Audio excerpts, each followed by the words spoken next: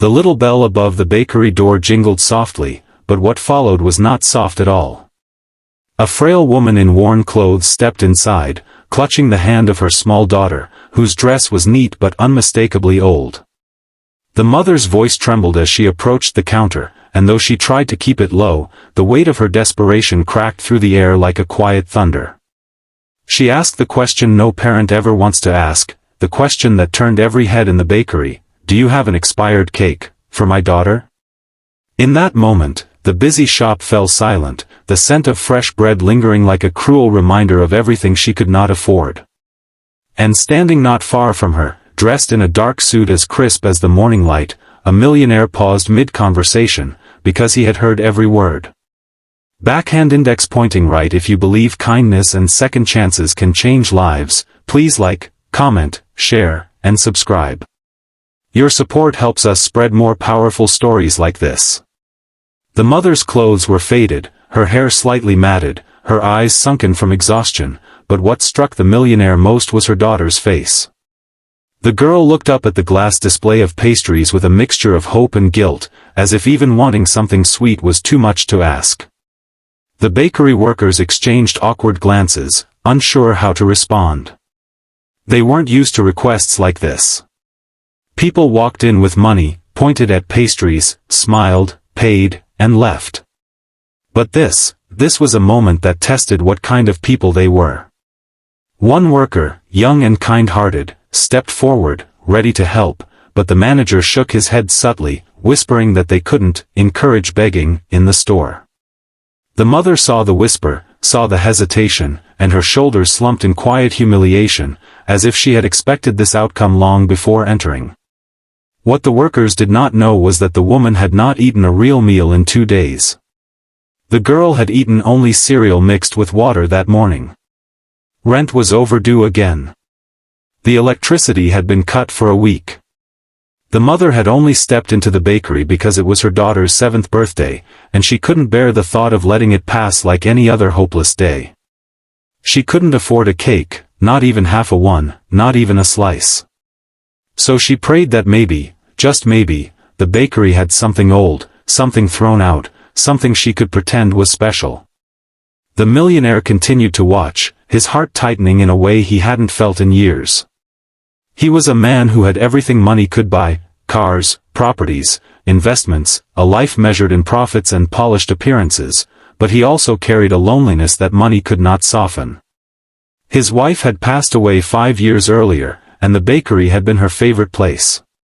He visited every week in her memory, but today, something deeper pulled at him. He recognized a pain he knew too well, the pain of losing someone, the pain of struggling silently, the pain of guilt and helplessness. He watched as the little girl tugged her mother's sleeve and whispered something that made the woman's eyes glisten with shame. Just when the mother was about to apologize and leave, the millionaire stepped forward. But he did not reveal who he was. He did not pull out wads of cash or announce some dramatic gesture. Instead, he gently asked the staff to pack the best cake in the shop, the fresh, beautifully frosted one displayed under glass.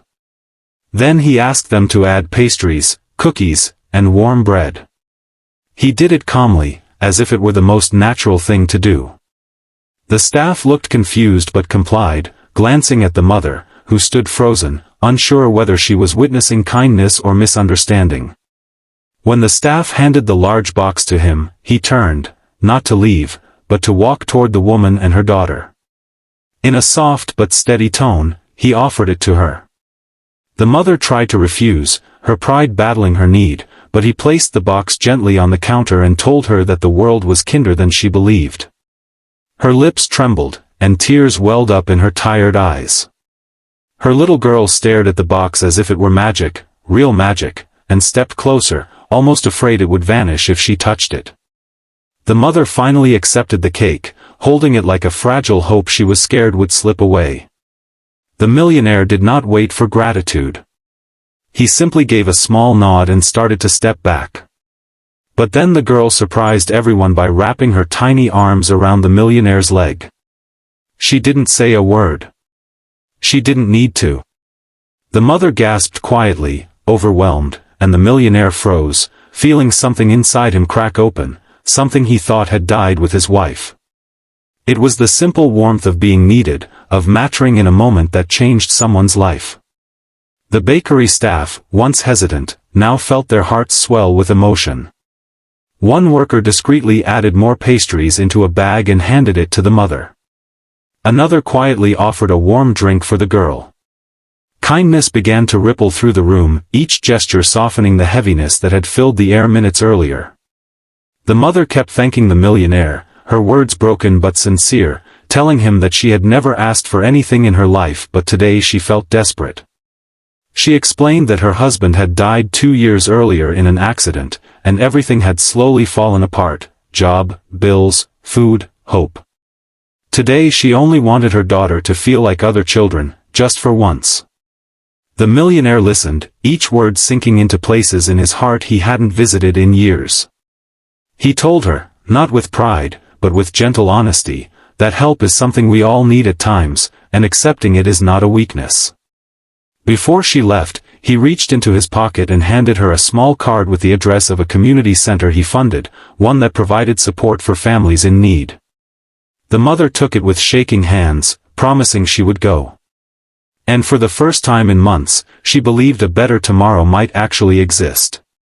Backhand index pointing right. If this story touched your heart, please like, comment, and share. It helps us bring more real, emotional stories to people who need hope.